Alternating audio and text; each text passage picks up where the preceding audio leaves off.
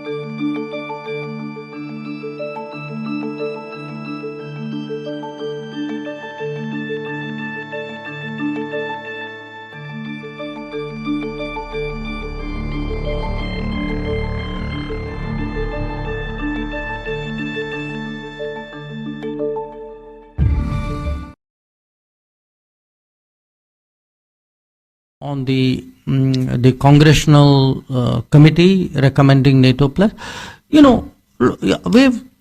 one of the challenges of a changing world is how do you get people to accept and adjust to those changes.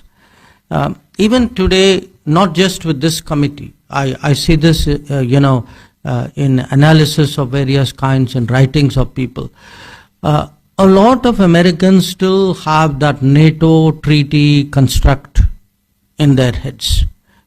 So any situation they deal with, they use that like it seems almost like that's the only sort of template with which, or only viewpoint with which they look at the world.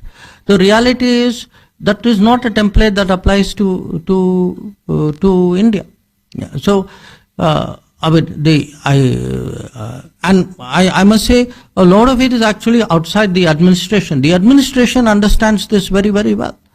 So we have a situation where actually in many areas the administration has been very forthright, very understanding, very cooperative.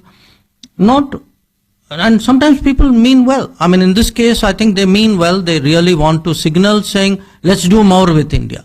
It's just they use a terminology because that is what is in their habit. So I would not go so much by the terminology. I would only appreciate the fact that a congressional panel has the sentiment to want to do more with India.